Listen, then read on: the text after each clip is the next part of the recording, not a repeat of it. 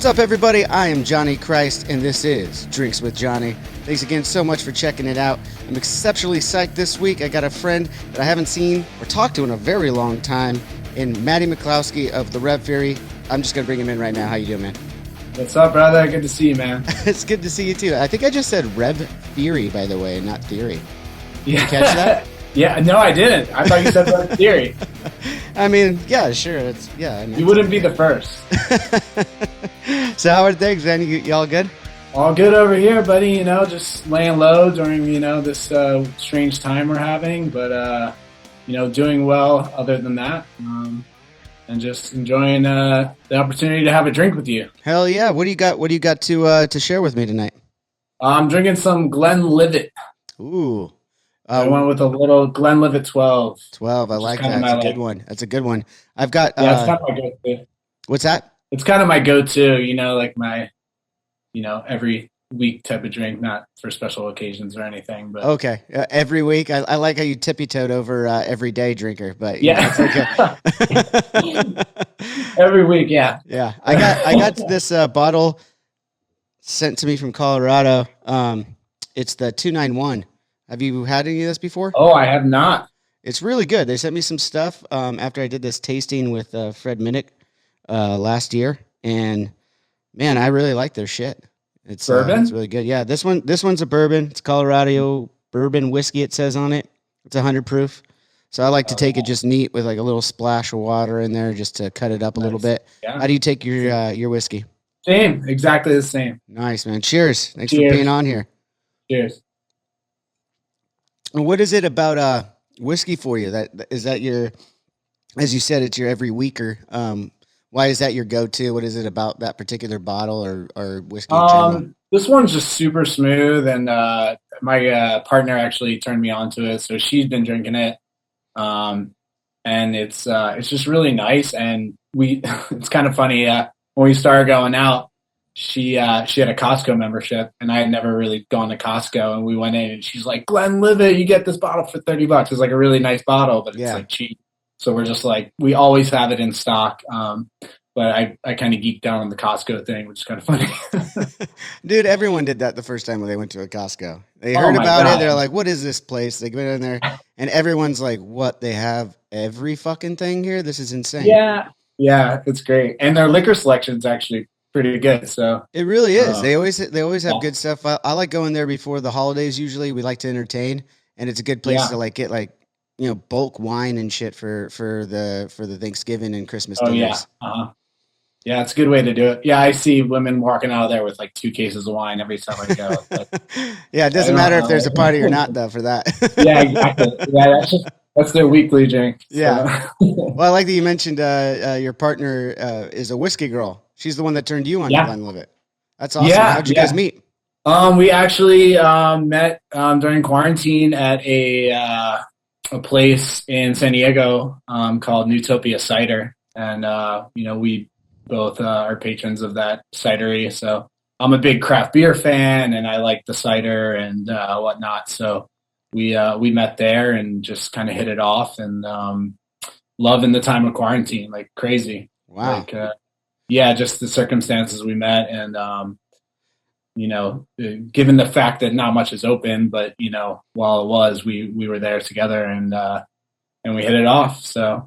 But I'm normally a big bourbon fan, but she turned me on to this Scotch. And funny story, like I had never really drank Scotch before, but when we were actually on tour with you guys, there was one night we went to a bar. I think it was someone's birthday, and we're in there smoking cigars. And I was sitting next to Sin, and he's like, "Have you ever had Macallan 18?" And I was like, "I don't even know what that is, bro." And this was probably, I guess it was like 10 or 11 years ago, but he's like, "You got to try this," and ordered around. I think he ordered around for everyone, and I was like it like blew my head up. I couldn't believe how good it was. Cause like I said, I would normally drink bourbon, but after having that, I like really gained a appreciation for Scotch and, single malt particularly, but that was my first time having that kind of level of Scotch. Oh yeah, I think Sinister turned on a lot of people to that level of Scotch early on. Like We were all drinking whiskey and stuff together, and like one day, I remember we were really young, early 20s, and Brian was bringing out all the real expensive scotch, and we're like, "Where are you holding this money, Dick?" And then we found out he wasn't. He just liked to spend what he didn't have at the time on fine things. But no, you turned us on. That was I think that was someone's birthday. I don't remember whose. It might have been one of the crew guys actually, and we were just out hanging out for it. But that was a good time. Yeah. Man. That was a while ago though. Yeah, I think that was. I think it was us and Buck Cherry were opening. I think that was the bill. But yeah, I mean that was probably like 09 or 10, something like that. Yeah, I think. Well, the Rev was still with us then. Yes. Yeah. If it's anyone from my past that I know is cross paths with the Rev, I gotta ask him for a Rev story. You got a good Rev story from that tour that you can recall? I have it wasn't that tour, but I have a random Rev story where I think we had played on a festival. This was probably years before we toured with you guys. I think we played a festival in Dallas. And, we did the show, and I think we met you guys for the first time backstage. It was like Edge Fest. And I think we were traveling in an RV at the time.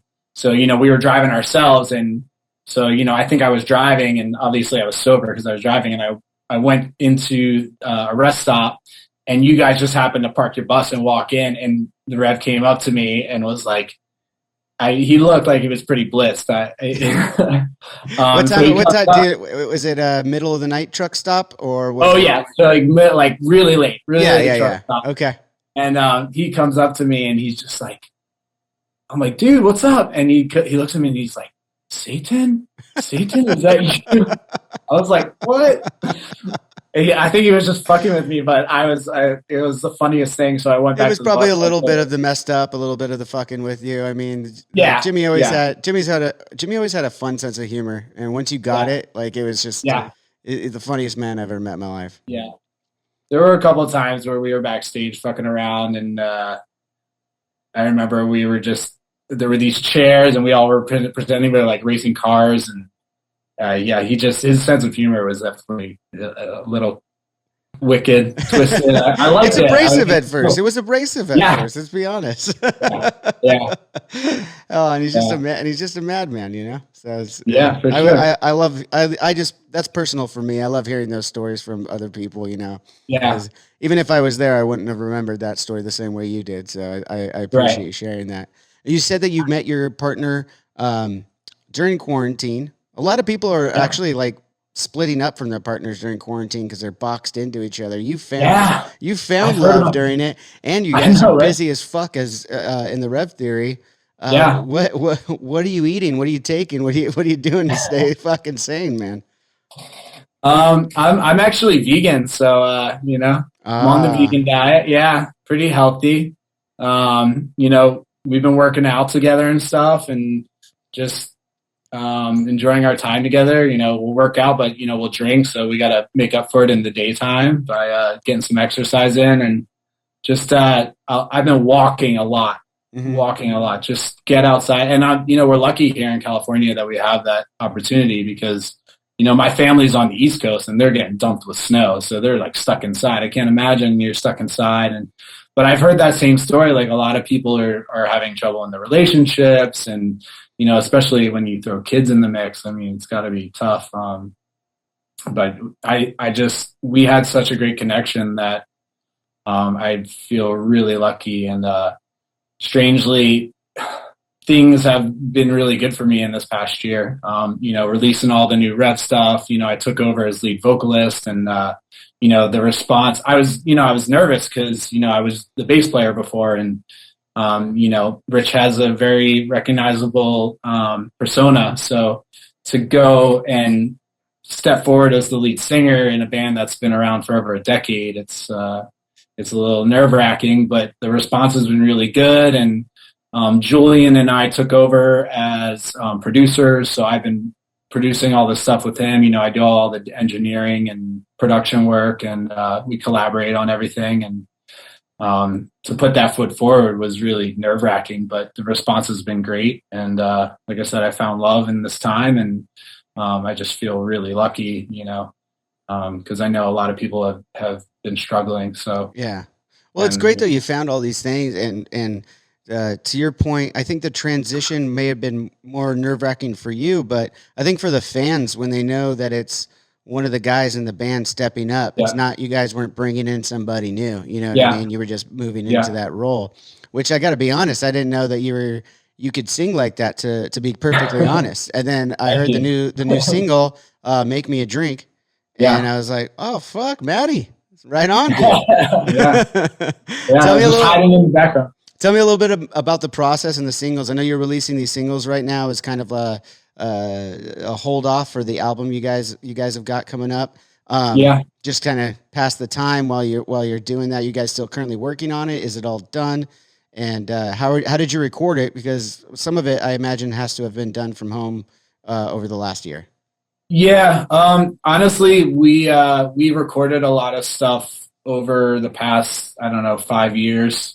So I've had tracks sitting on my hard drive, and we weren't really sure what to do with it. And Julian approached me and said, "Hey, we got all these awesome songs. Like, do you wanna just take over on lead vocals and release the stuff to the world?" And I was like, "Yeah, let's do it." And so I got into. I have a home studio, obviously, and I started just putting the tracks together and mixing it and getting everything to the place where I felt comfortable releasing it. And we just decided, let's just put some tracks out over time and see what the response is like. And it's been really good. And, that's motivated me to want to finish the record. So I'm probably 2 or 3 songs away from having the completed work that I'm really happy with. Awesome.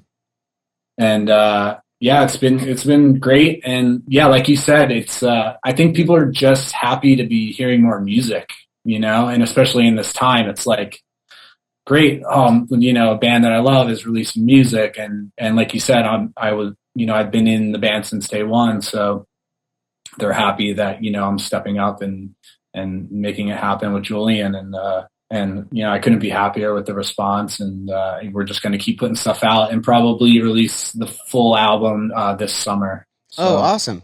That's what we're working towards. That's what the plan is. So you said you did a lot of it at home. You just mentioned some of the getting it sounding right for yourself and everything like that. Did you obviously you were forced to do a lot of this stuff at home? Do you see yourself re-recording it, or do you have all the equipment and you're ready to move forward with the stuff that you could do at your home studio? A lot of the stuff is just touch-ups and overdubs. Some of the stuff I'm working on now is more electronic based, so I've been dabbling with that. And we've for years wanted to kind of like meld this electronic sound with our hard rock sound. So it's been a little bit of both. I have a couple of tracks that are a little more, straightforward, just just real instruments. 4 or 5 piece. And then, I have some other experimental stuff that's electronic, and we've been collaborating with people. Actually, we did 2 collabs with Kane Shirko, who has been releasing really cool stuff under the name Violent Idols. But he's done some kind of remixing or retooling of some of the stuff that I've already recorded, and he's just doing really cool stuff. So, I hope to collab with him more. And I have a track that I wrote with Julian and Brandon Soller of Atreyu. Mm-hmm. And then we got Heidi the Butcher from Butcher Babies to do guest vocal on there. So that one's probably going to be released. I think we might release that one next. So we haven't just 100% decided, but that one's really cool. I can't wait to hear it. Like, I got to ask more specifically though about the recording process during this time, though. I mean, what we could get a little geeky here about it. What's the equipment you're using? I mean, you got a computer running Pro Tools with a Fractal, or what kind of gear are you using? I use Logic Pro. Okay. So I'm a Logic guy. I teamed up. I met someone from Bias, or they make Bias as Positive Grid, for doing, guitar and whatnot. I get a lot of really good tones with their stuff. So it's a lot of in the box stuff. I don't, being, living, I live in an apartment, so it's like I can't be amplifying everything. How much some of the older stuff we did in studios, but the more current stuff I do through amp modelers. How much would you say "Make Me a Drink" was done with the modelers and in the apartment versus what was already recorded? All the guitars were done on my exactly. But sounds great, man. I love that we can do that this time of day. Yeah, I know. This time it's incredible in technology where you can get in there and make something sound really fucking good without paying that high dollar to go into that amazing sound room. Which, of course, there's nothing that you can't take away entirely from that. There's always something to be said for that. But it is awesome to be able to do this, the way we have, or the way you guys have, rather, not we. Yeah. And working on that kind of amalgamation of tones with electronics and sampling and whatnot, it really works especially well with that. So totally. And I feel like we're in a great time for being able to record music at home, which is amazing. Because it gives me the freedom to do a lot of experimentation. When you're paying to be in a studio and you're paying hourly or whatever, if you don't have your own studio, the bills just keep racking up, where now I can mess around. I can take the time that I want to get the end result. Yeah. And you can kind of just go in it whenever you're ready. Right. And then just when it's time for a break, step away, come back in whenever later, a couple hours later, whatever it is. Yeah. And, sometimes you don't feel creative or you don't feel motivated. No. And that eliminates can't force it. Can't fucking force that shit. I know, right? So, I picked up producing I got into it probably 10 years ago. And, I feel like it's taken me time to home in on my abilities and learn it. But, I'm so glad I picked it up because, we had for years been relying on other people to get the sounds we want. And you hope you team up with the right person, but sometimes, you're happy, but you're not 100% satisfied. And you're like, oh, I wish I could have done that different. Or, you look back on it, and maybe wish you had done things differently, but like I said, you're under the gun. So you can't really take a year to mess around. If you have huge budgets, but not everyone has that, especially nowadays. Of course. Yeah. So on the producing side, that's also getting into a lot of the writing and direction and everything like that.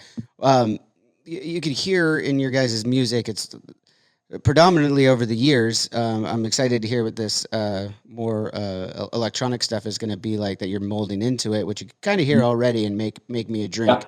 But what is some of your personal inspirations, and what do you look for when you're grabbing a bass tone or writing, or really just what inspires you? Is it really just kind of the moment? Is it I need to make this kind of song or that kind of song, and man, I've got a few riffs I can kind of make work this way. Or is it just fucking everything? Yeah, honestly, I feel like it changes from song to song. Sometimes I hear something or normally it'll start with an inkling of an idea, and I'll be like, I'll either formulate the whole idea from scratch, or I'll be like, this reminds me of something. And it's like, where can I kind of pay homage to something I loved, and I've even been throwing in like little lines of people that I respect, or artists that I respect, and just pay respects to them by throwing in just like a little line or a snippet of something. Like I'll throw in something from Rage Against the Machine, or just random. I think recently I have a new song where I just stole a little line from Rage just to pay homage to them, and I think I've done that here and there with various artists. Like you probably wouldn't know it unless you were like a diehard fan, but it's for me it's a cool thing.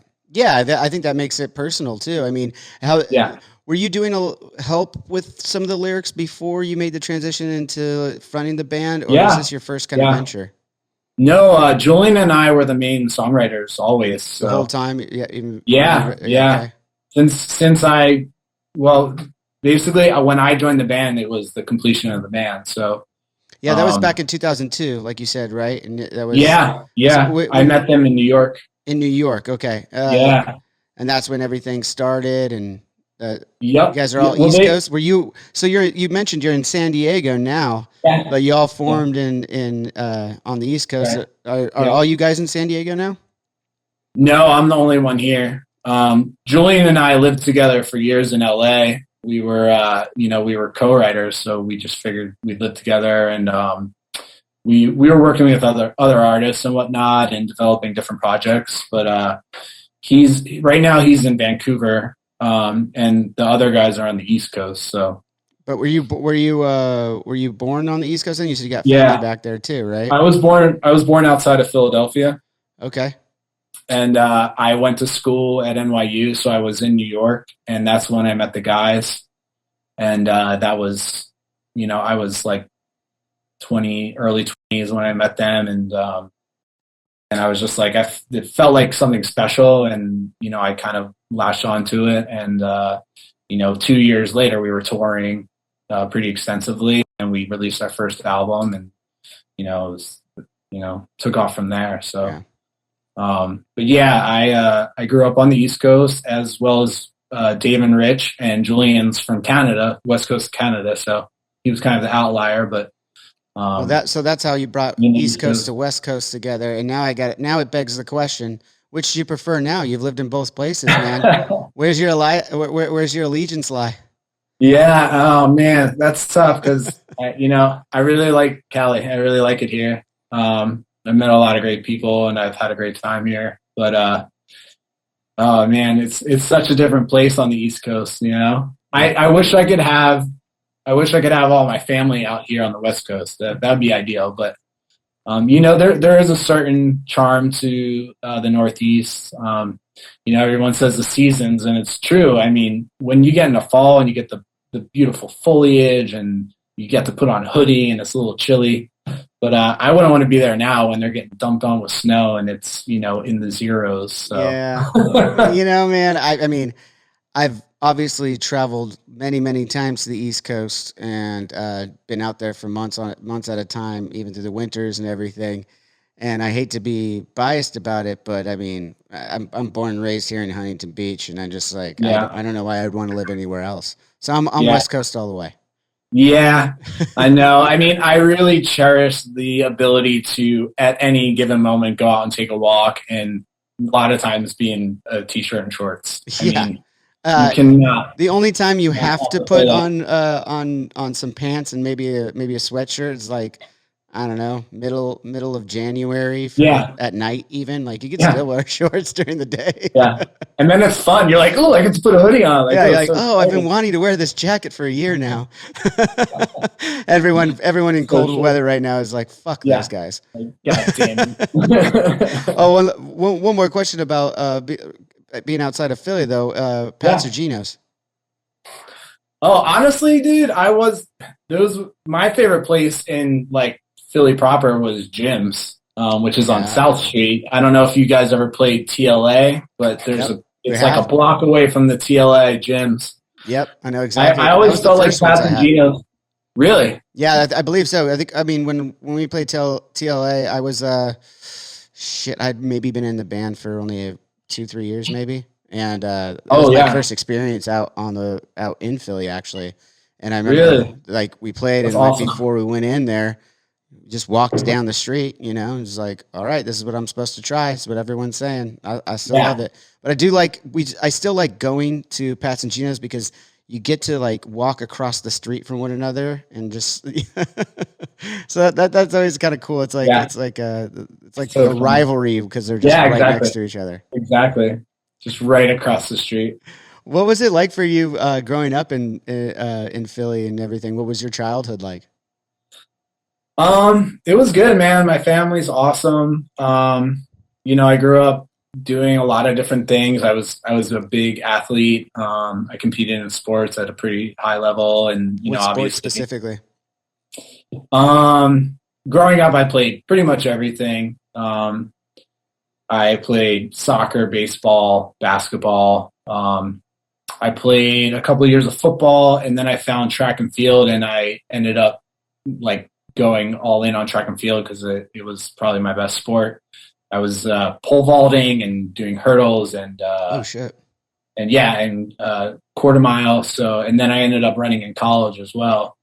But at the same time, I was a musician, so I was playing in bands. I had a punk band, a ska band. I was in like choir, and I did some acting stuff. So I was kind of like all over the place. Choir too. Yeah, that's pretty. That's where a lot of my vocal background came from, and learning harmony and being able to harmonize has been a huge payoff in my career. I obviously, like when I was singing backups for Rev, I was doing all the harmonies and stuff. So it was so natural for me having done it for years. And that I had a great experience doing that. My choir director was incredible, like really, really knowledgeable, and just he was like an opera singer. So he was incredible. And yeah, just playing in bands, messing around, and then was it always bass? Was it always bass for you early on, or did you? Yeah, did you start? I picked up bass when I was 12. I had a friend who played acoustic guitar, and he's like, "Dude, you should play bass, and you can start a band." And I was like, "Yeah." And it just so happened that my dad was a drummer for most of his life, and then he started a family and was like, "I got to get rid of the drums," and he got rid of the drums, but he got a bass but never played it. So it was just sitting in the corner, and I'm like, "Can I play that?" And he's like, "Sure." So I picked it up and started learning. I took some lessons, and then just started listening to music and trying to pick out bass parts.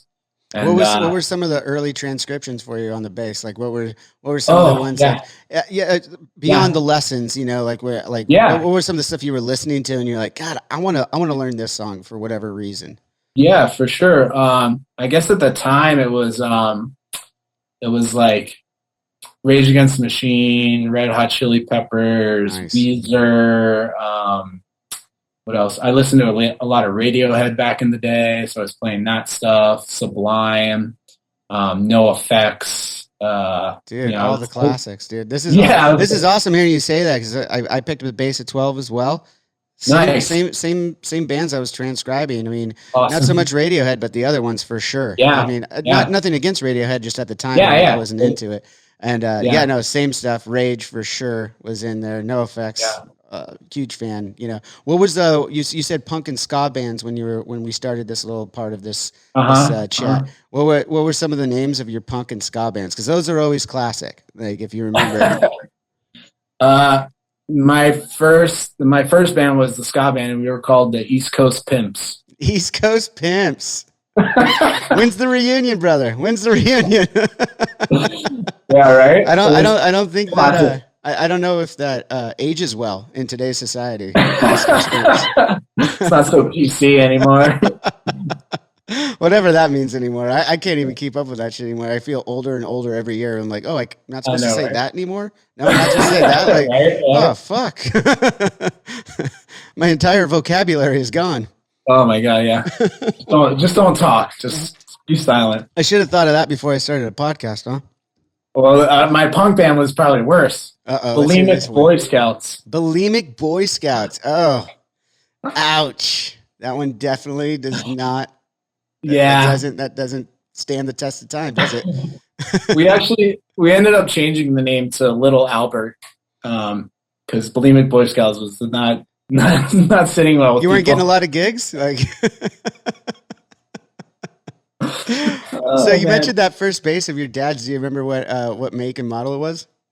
It was Ibanez. It was like a jazz bass. It was like an Ibanez jazz bass, just like all wood grain, like natural wood grain, nice. Black pick guard, and I think it had like 2 humbuckers maybe. It's floating around somewhere. I've been so displaced for a long period of time that some of my instruments just landed in random places. So I don't even know. That one's somewhere. You got to find it. It's always good. I know, right? Find the first one, I think, it might even be at our drummer's place in Boston, Dave. I think he might have ended up having it somehow. So I should reach out to him. Yeah, man. You got Yeah, it'd be great to have that original bass. But yeah, that was the first one. And dude, it was like heavy. You know, it was like one of those jazz really basses, amazing man. ones. Yeah. Oh Jazz basses, man, all of them. What are you playing these days? Like what kind of bass are you playing these days? I mainly play Spectre. Okay. It's like this is my main one over here, the Spectre. I have this DBZ one. It's the guy from Diamond. But Spectre's my main one, yeah. And then I play Fender guitars. So I have the Strat over here, and then I just got my buddy Darren, who's was our first guitar tech, who has worked for like Five Finger Death Punch, Deftones, and now he's like most recently with Lady Gaga. He had a Telecaster baritone that he was trying to get rid of, and I was like, dude, I want that. So it should be here any day. So nice. He just shipped it out to me. Maybe get to use it on some of these new songs I know. I have a couple of tracks, and I'm like, I think I might retrack with this baritone. So, some of the stuff I've actually, you guys play with Schecters, right? I think I played some Schecter guitars with a producer we were working with in LA that made it on some of the cuts. So there were some 7 strings on there. I really like those. They sound awesome, pretty gnarly tones. Yeah. I predominantly went to Schecter after Brian and Zach had been with them for probably close to a decade. And then, I loved my Music Man Stingrays, awesome basses, but I wanted to make a couple modifications and do something custom. And, they were always so good to me. We were very amicable about it. And it was just kind of like, well, I'm ready to make something that's kind of more fits me. So that's kind of why I moved on to the Schecter. They were able to help me build something from literally scratch, like picked out the fucking pieces of wood. The only difference is I didn't Paul Bunyan the shit and chop it down myself. But which would have been a cooler story if I had. Yeah. You should weave that in. So let's get back to some other songs and some more of your guys' career. You guys have been like closely tied to some WWE stuff, like over the years, which is really cool. Are you personally a pro wrestling fan? I mean, I went through a phase when I was younger, when it was WWF. You remember? Oh hell yeah, I do. Yeah, give me hell obviously, the Hulk Hogan era, Jake the Snake, Ultimate Warrior, all those guys. Huge fan. And, I kind of got away from it over the years, but when they started using our music and had us do the theme song for Randy Orton, we got kind of back into it, and they invited us to a lot of events, and I had never been to a live event, and man, it's incredible. What a good time we had. And you see the craziest celebrities at these things you would never expect. You see people like, saw like crazy people like Macaulay Culkin and what else did we see? John Legend was there. Did you see Principal Belding there? Because when I went one of the years later, Principal Belding from Saved by the Bell, I apologize for not knowing the actor's name. He'll always be Principal Belding to me from Saved by the Bell. But apparently he's a huge fan. I sat right behind him when I went to check out Chris Jericho when he was here one of the times at the Staples Center in LA. And I've always been a huge fan. I did fall away for a little while and came back as well, as kind of as you described. But let's go to when we're talking WWF, like when you're a fan real quick. What's like one of your favorite moments that you can remember just watching and growing up? Because I mean, all of us had that. Yeah. And at this age around that we were at, early 90s, late 80s, through pretty much the 90s. Yeah. It was a lot. I mean, wrestling was A-listing kind of stuff, and I mean, it still is to an extent, but that was like a golden era for WWF and for kids, of course, at the time too. So, what were some early memories that you had, or one of your favorite wrestlers or favorite moments? I remember I was a big Jake the Snake fan. I had the toy and everything, and he had like the snake going around him. Wrestling buddy? Yeah. Yeah. I've got my own wrestling buddy now. It's fucking nice. Awesome. Yeah. I think he was one of my faves. Ultimate Warrior was obviously incredible. Grabbing the ropes. The ropes. Classic. But but yeah, I think my best friend Jack, growing up, we lived right next door to each other, and we had a couple of the toys, and we would just be over there doing our own commentating on our wrestling matches and picking our favorite wrestlers. So, did you focus more on the commentating or the actual in-ring work? Because I kind of dug the commentating too, man. I love the commentating. It's what really colors everything, you know. I mean, that's what made it so fun, is the drama of it. I mean, it's like a soap opera where they're fighting. You know, to me, wrestling, like I was watching, I still watch today, especially, I kind of watch more now than I did.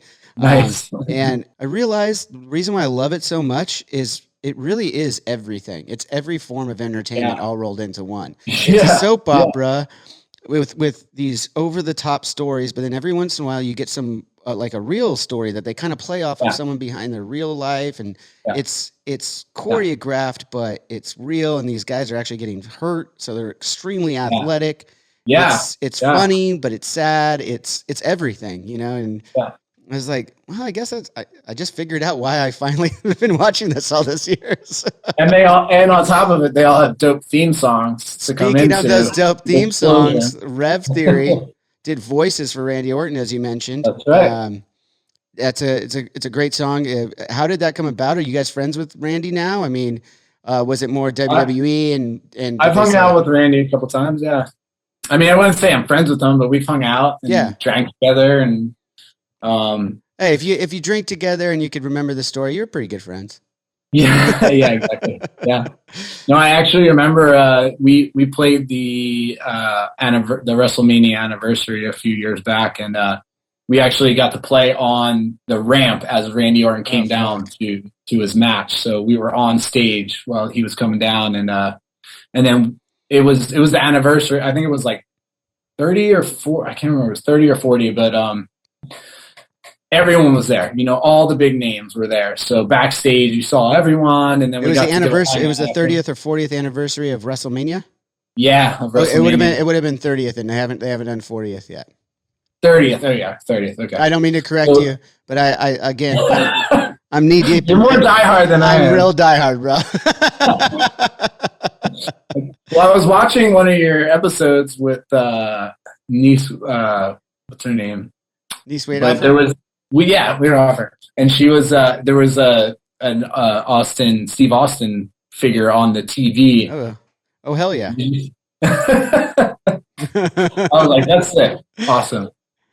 But yeah, so we went to Louisiana, we went to New Orleans for that, and you know, obviously there was like a big shindig afterwards, but at the late night, we ended up at a bar with Randy, just hanging out, drinking. There were a couple fans there and just shooting the shit. So that was an awesome experience. And you know, when he's there, he's like super in character. You know, he's kind of you know, he's hard. He's a badass. He's a badass. He's been a heel, as they call him, most of his career. So he's got fans, but a lot of people who like don't like him. yeah. But then we're at the bar and he's just like super relaxed, like just, you know, having a good time, like really awesome to hang out with. So that was great. And they've always been really cool to us. All the wrestlers have been great. All the staff and whatnot have been awesome. I couldn't have had better experiences with them. So now when they approach you for these songs or you guys come together, do they have an idea for you or on the songs that you guys have did, or have they picking a song you've already done, or if they're like, hey, we need a song for this? Because I know you guys have done you've done a couple other songs too. Was it Hangman, I believe, that was on the Justice album? Yeah, Hangman, and they use Light Up or We Own the Night, right? We Own the Night. Yeah, We Own the Night. Yeah, those were just songs we wrote that they thought were fitting. But the Randy Orton thing was a collaboration with they have a guy that does music, does most of the music for everything. So we collaborated with him. He kind of had an idea, and then we went in the studio and kind of did our version of what we thought the song would be, and that ended up being Randy's theme song. So that was voices. And I mean, there's not a post we put online where there's not someone that comments voices. Like it's just everything we post is like voices, Randy Orton. I mean, he's a big name, man. You couldn't have written for a bigger right now one of the biggest stars, hands down, in the game. So I mean, yeah. He just had a wicked reuniting of him and Edge. I wouldn't say reuniting, but they go back because they were tag team partners, they were buddies, and then there's a whole feud now, and they're like reigniting the feud. It's pretty cool to see. It's like 10 years later, and they're reigniting. The feud. I've had a little bit of this whiskey now, but before you get a little further, though, now that I got you nice and loose, and I'm a little loose, I got to ask this question. We got to play a little true or false here. Easy enough for me to say. Wikipedia, so I'm sure it's false. Girls Gone Wild Rocks America Tour 2005. You guys were taped on this. True or false? True. Oh, you got to tell me about this, dude. Oh, my God, dude. It was a complete gong show, but also incredible at the same time. I mean, what were you guys called in to do? Explain me what you were there to do and what actually happened. Yeah. So this was a plan orchestrated by our original managers that were like, this thing's popping off. We need the exposure. We're a baby band. Who can we team up with?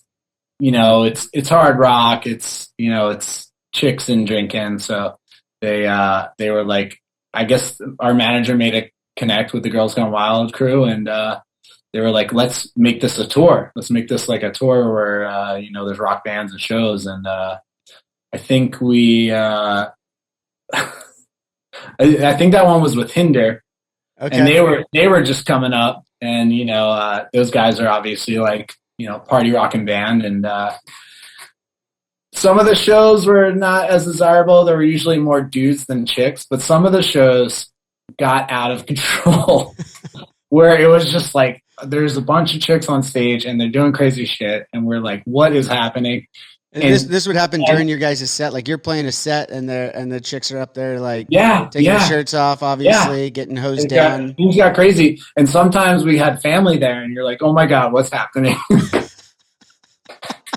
So you got to go back and like, that's I mean, your family probably could have guessed what was going to happen on the Girls Gone Wild American Tour. Just by the name. Not for the faint of heart, as they say. So that was interesting. That was interesting. But I mean, it was a good time. We had a lot of good times touring with Hinder. They're good friends of ours and awesome dudes. And probably some of the most wild times we had on the road. But that one was definitely interesting. I could see in your head, there's a story in there that you're not willing to let out. You're like, oh, there's some crazy times. Oh, running through the head right now. Should I get into it? Or? Let's get into it, man. That's what it's about. You got something good? Yeah. I know you do. I know you got plenty. It's just which one are you going to remember and which one are you going to let out? So there was this one show. It was Hartford, Connecticut. And it might have been the most Girls Gone Wild show. And do you remember what venue it is? Was it the amphitheater there? It's like a small. It's kind of in not a great area. We played there several times. It's like a smaller kind of theater with this like. It's kind of a divey venue, like great turnouts, good shows. Does it have like all the red chairs in it? I'm trying to remember all the places. It doesn't. It's just floor only, and it's like concrete. The acoustics are terrible. The sound's always bad. I remember we played there once with Puddle of Mud, and Wes walked off the stage, and it was like almost a riot. Wow. Yeah. But so this night, Hinder was the headliner, so we played, and then. Rich's family is from Jersey, and they drove up. So it's like Rich's mom, his dad, like his sister, like his whole family's there. And we're playing. We played our set, and then Hinder's playing, and next thing you know, there's like probably 20 girls on stage, and they're just stripping down. They're going down on each other. They're spraying each other with booze. Like it's just out of hand. And Rich is just there with his parents, like. Like this is happening. The first time your parents see that shit happen is hilarious. Oh man, we were just like, and it was probably, oddly enough, it was probably the craziest show of the whole tour. That's how it works. So happened that they're there on the show. Yeah, that's exactly how it happens. Yeah, Murphy's Law. It's just like the craziest show, of course. Yeah, I swear, it's not like this every night. And they're like, home. Yeah, yeah, sure. Dad's over there going, I really picked the wrong profession, son. I told you should be a lawyer. Damn it. But it kind of makes sense, though. I mean, in all seriousness, I could see how a band like yourself, I mean, you guys are a rock party anthem kind of band, or at least have been for many years now. I mean, big songs like Hell Yeah, even, and this song Make Me a Drink that's out now. Yeah. Some of the other ones that we've gone over, it's very anthemic. You know, it's rock and roll party anthemic and stuff. Yeah. Is that just what comes natural to you guys, or is it like that's what you like, and that's what you want to hear back from yourself? I mean, or is it just that's what comes to you when you're writing? Honestly, we've gone through phases, I feel like, in our career, and we obviously Hell Yeah is our hands down biggest song, and it's been used all over the place, and mm-hmm. People love it as a party anthem or as like a workout song, and it's been in video games. It was the theme song for Blue Mountain State. But on our first album, Truth is Currency, it was more emotional. It was almost like hard rock emo, where there was definitely a lot of introspection and thought about different abuses of the human condition, basically. Not to get like too deep, but like it was a lot about that. And Julian was the formative songwriter, and he had some demons he was dealing with, and that obviously writing music is very cathartic. It's cathartic for me, it's cathartic for him, and so you're getting out a lot of this stuff. But obviously attached to that is the party side of it. So to spin it in a more like fun, party anthem type way is definitely, something we evolved into, or, we were kind of like led to, depending on who was producing, or, we were co-writing with. Yeah. It was just kind of your guys' natural evolution of a band. Yeah. Yeah. And Rich was always like a great party, fun guy to be around. People love to be around him and have good times. And when anyone would ever come out to visit, like, it was, let's party with Rev type of thing, and I'm sure you've experienced that somewhat. Yeah. We were definitely doing a lot of that when we were touring together. And yeah, those are some of, no shitting. Those are some of my fondest shows that we did together with the Buckcherry guys and everything. And there was another half of it where Papa Roach was on there, and I know you guys have done tours outside of that. And Papa Roach, great dudes. We had great times with them. Great times with them. What I mean, to keep going on the touring side of things right now, like, what are some of your fondest memories of touring? And beyond the fans and everything, missing the fans and missing the excitement of being in a show. That's kind of the obvious answer, right? I mean, that's what we all crave. We didn't get into this business of being in front of stages because we didn't like people looking at us, for the most part. Yeah, right. For the most part. I mean, there's some exceptions to that rule. Yeah. But for the most part. So aside from those kind of things, what's something you miss the most about being on tour, that you haven't been able to do in the last year? A big thing for me always was the waking up and having the day be new and exciting, in the sense that it's kind of like, I don't know what's going to happen. Like when you're at home all the time, you kind of get into a routine, and I've always tried to stray from the norm or from the routine and be different or do different things. And like when you're traveling around, you wake up in a different city, and you may be familiar, you may not. And it was always exciting to wake up in a new place and be like, I don't know what's around the corner, and I don't know what this bar is or what that coffee shop is. I love that part of it, and meeting different people that you would never meet otherwise. Not at the show, just like in a random city or, just around town, and just seeing the different cultural differences of even within our own country of how people differ, and that was always my favorite part about being on tour, was being able to wake up and have every day be completely different than the one before. Yeah, man, that's a great one right there. It's a great answer, because that is an absolute truth. You wake up and like you get off the bus or out of the van or out of the hotel room, whatever it is, however your mode of transportation is that day, getting to the next place.